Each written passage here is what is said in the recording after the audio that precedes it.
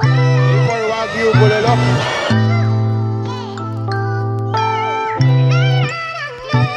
Tumukulo pa. Sabi na eh, sabi na eh. And we are back with another vlog. Another bakasyon vlog. We're back on the road. So, we're now heading to Tagaytay for a quick R&R. Nagkataon lang kasi he needs to go to Tagaytay. He needs to be in Tagaytay tomorrow for a bulalo contest. A bulalo contest? I cannot miss a bulalo contest. I think it's a Bulalo festival. So, I'm gonna cover it. So, I'm gonna check. So, I don't know kung papa-judge nila ako. Sabi nila cover ko raw eh. Pero, yun nga, it's the first ever Bulalo festival in Tagaytay. So, exciting! And I can't miss that because I love bulalo. I love soup. So, syempre, pala ko, sasama ako. And why not spend the night there para hindi kami malit kasi sobrang aga, 8:30 a.m. So, yeah, we're on the road and we'll be there in a bit dahil traffic! Sobrang na traffic kami. Gabi na kami na ka-check-in sa hotel. Mga 7 o'clock na. So, it's around 8. We went to one of our favorite restaurants here sa Tagaytay, yung Ripchon. Ano siya? Sobrang comfort food. For those who don't know what Ripchon is, sa may Mahogany Road siya. Kahit after nung kinasal kami dito sa Santa Rosa nung 2020, dito pa kami kumain after nung wedding. So, yeah, one of our favorites. Ayan, paggabi, ito may fog ngayon dito sa Tagaytay. Tagal na kami nagbabalak dito sa Starbucks Hiraya, pero we heard that there were long lines. Nakachamba kami tonight. We went at 12 midnight. Nagpamasahe muna kami sa hotel. We went 12 midnight. Medyo wild siya. Ang daming ibang dessert, ang daming ibang pastry. So we're excited to try it all. So yun.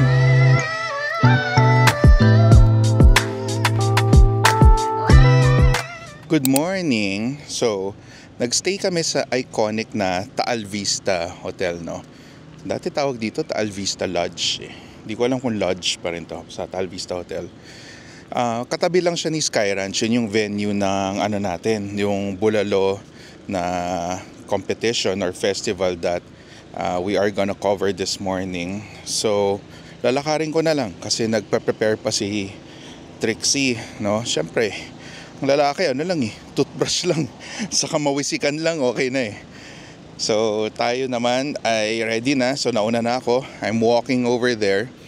Alam ko malapit lang. Pero at least I get my morning exercise done na rin. So, yan.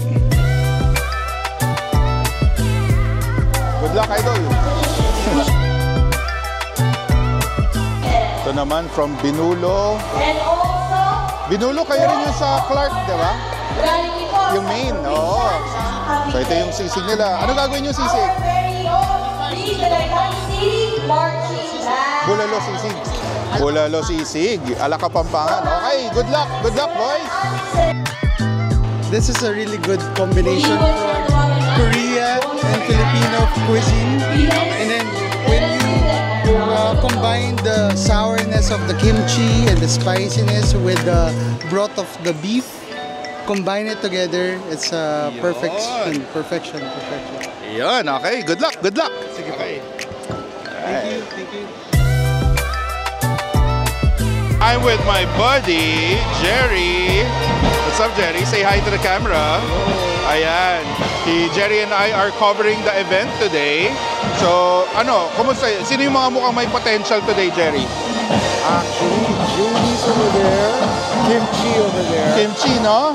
And the pureed stuff looks good. Pureed? Yeah. Wow, parang siyang bulalo shake? Yeah. Okay, Really sige. good. Alright, sige. Nice seeing you, Jerry. Good to see you, buddy. I'm excited to try everything. Game. Alright, sige. 15, man. Itong entry ng Summit Ridge, mukhang malupit. Nagpe-prito na sila ng bawang. Mukhang Modern contemporary po. Mukhang bawang bulalo yung isa-serve nila today. Paputan ng garlic and barro aioli. Wow, may pa aioli. Tsaka meron pa silang Brussels sprouts. Diba? Social. Instead of cabbage, Instead of cabbage daw, they're using Brussels sprouts. yung mga gulay niya, yung corn, binlend natin. At Oh! yung pechay, binlend din po natin. Blend nila yung corn saka yung pechay. Ito, pamatalino, yung utak. Of course. Yan. Ayoli, gagawin ko siya ngayon. Okay, tapos nag-caramelize sila ng onion. Caramelized onion. Tapos Wow. yung ipa-fried po. Wow, okay. Para tumikit different lang po. Pasilip nung bulalo, pwede na ba silipin o surprise? Nandyan na. Ay na pala yung bulalo nila. Oh, there you go. Ito-torch Yun, na lang po yan mamaya. Ito torch na lang yan mamaya. Alright, so this is the entry of Summit Ridge. Good luck, boys. Good luck. Ito naman yung sa JT's, Filipino Cuisine. Ayan, JT's. Sikat na sikat yan, JT's. Ang dami nilang branch. Kada ligo ko sa Tagaytay, may JT's eh. Dami nilang branch. Saka hindi nagbabago yung lasa. Ayan. So classic, medyo traditional style ang ginawa nila sa bulalo nila. Okay, good luck. Medyo hindi tanaw ang Taal today. Medyo may fog siya. Kagabi pa tong fog na to eh. So, eto na nga. Hanggang ngayon, medyo yung visibility natin ng Taal ay hindi kita. It's okay. Baka magpakita yan maya-maya. Pero as of this morning, wala pa siya. Yun nilalagyan nila ng sabon yung bulalo. Hindi. Ito ang entry ng Papa Bolo. Nakikita ko yan. Parang may malaki silang brewery dito sa Tagaytay. Wow, looks amazing. Dahil siyempre, brewery sila. Maganda, parang sinimulate nila yung bula ng beer sa bulalo nila. Oh. This looks interesting. Out of all the entries so far, sobrang interesting nitong sa Papa Bolo. Galing. Ano yan nilalagay nyo? Bali, ito po yung vegetable caviar. Vegetable caviar. Wow. Social. Ginawa pa nilang caviar yung vegetable.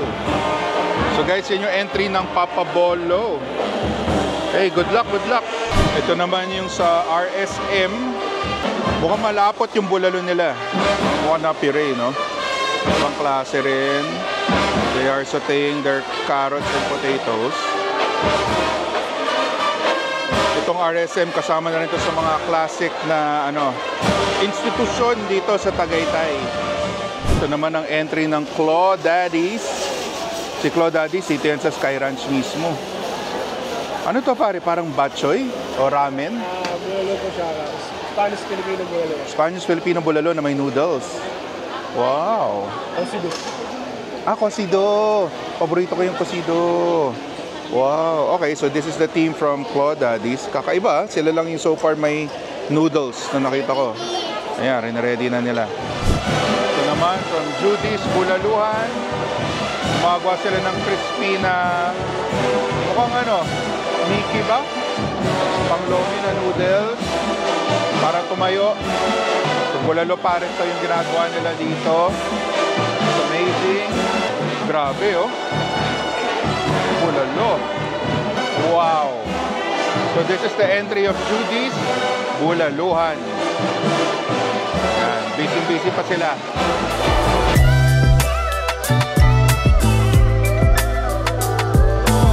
This is Chef Ivory, guys. Hello. I think we've never met before. Hello. Grabe to, kumakapan to. Ako yung pan. Yan, so selfie tayo with Chef. Yan. Hello. Kamusta yung bulalo? Masarap. Masarap. Finally, nag-meet na siya. Ayan. Oo, finally nag-meet kami ni Chef Ivory. Nag-master chef yan, guys. Bongga. Ayan, sige Chef. Hindi ko na kita guguluhin. Nakatingin mo na ba? Mamaya. Maghanap akong kanin. Ayan. Ito yung kinamyasan na bulalo. So kung kamyas, parang sinigang maasim. Okay, try natin. Try namin ni Jerry.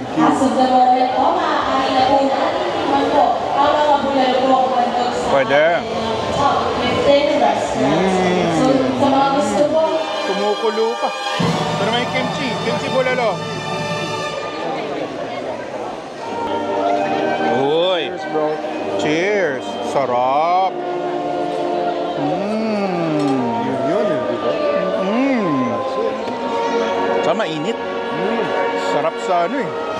Kanina pa namin tinitignan tong sa ano eh, sa Binulo.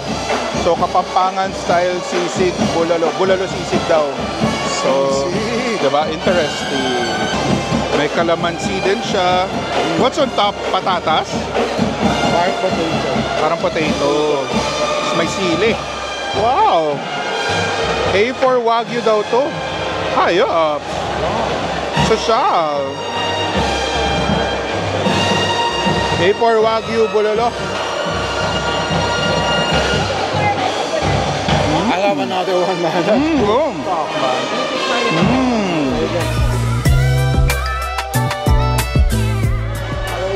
Si Trixie ang unang makakatikim. So yan, you have to get a little bit of everything. Yung corn, nakakaloka daw. May adlay para healthy. Yeah. Yun o.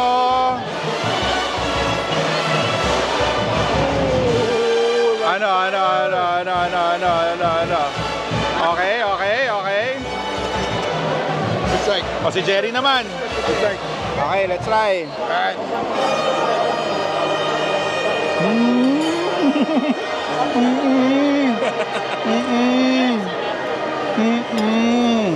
Ano, nakahigop ka na ng mainit na sabaw.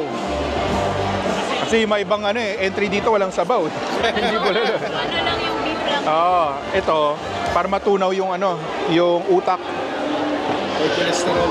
yung cholesterol. Alam nyo ba, hindi talaga fat ang marrow. Ano sa? Collagen. Hindi, mali. Hindi sa collagen.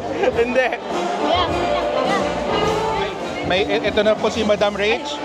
Ayan. Ito po isa sa mga organizer ng Tagaytay Food and Wine. Ito yung kanilang culminating activity. Diba? So yun. Ito ang entry ng Claw Daddies. Bulalo Cocido. Peppery. Peppery. Mapaminta yung kanyang ano, bulalo.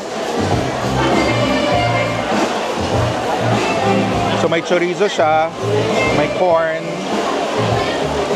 may ham.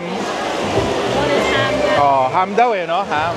Tapos may noodles. Mainit. Tikman natin yung sabaw. Oh, wow. Malat ng konti, pero okay lang. Bagay sa kanin to. Alat eh. Oh, kain ka muna. Yun eh. Bulalo Pares.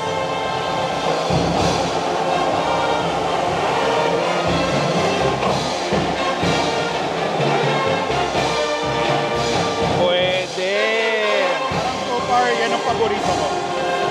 Oh, Bulalo Pares, no? Ang ganda ng timpla niya. Balance yung tamis sa savory. Hindi siya yung ano, yung masyadong matamis. Sarap. Ikaw? Matamis lang. Pero hindi ka mahilig sa matamis eh. Hindi. So it's more a me dish more than her. Yeah. Pero I think bulalo kasi soft. Yung pares kasi di ba usually matigas or chewy. Oh, pero ito, may photo for the organizers, the VIPs, and the judges.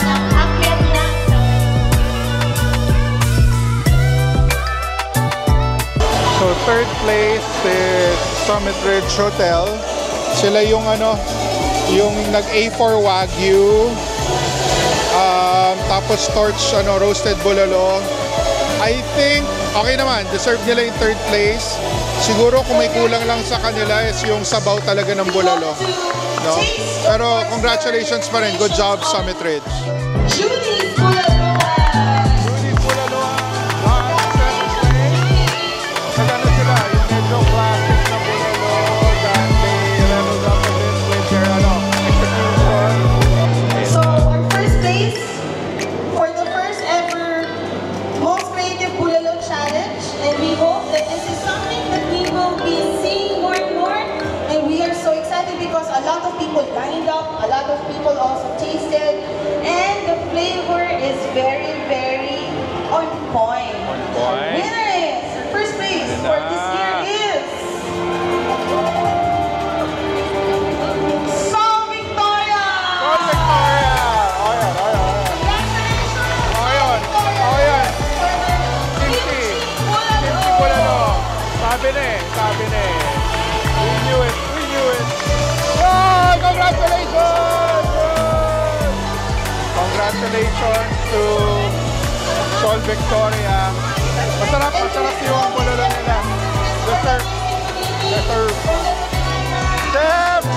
Congratulations! So that was a fun, that was the first Creative Bulalo Challenge here in Tagaytay. That was the culminating event for the Tagaytay Food and Wine Festival. Congratulations to all the organizers.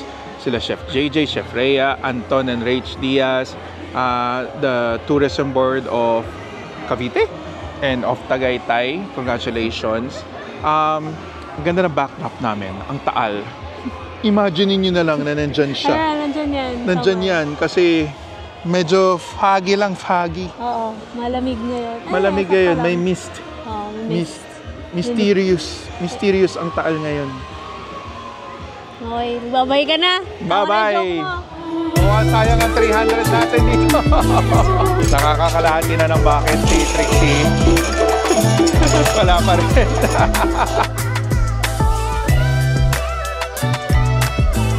Pahirap sa mga game natin ha. Mahirap. Baka ka daw, last game. Nag-donate lang kami. Lumipat na pala tong favorite coffee shop namin ni Trixie dito sa may Santa Rosa Road, yung S-Space. We discovered this years ago nung nag-aayos kami nung yung mga requirement namin para sa wedding namin sa Santa Rosa. So ito, we really like their coffee. Masarap din yung mga merienda nila. This is the espresso tonic. Wala siya talaga sa menu. Pinilit ko lang silang gawin to. Attitude kasi ako. Ito naman yung nila, spiced orange espresso.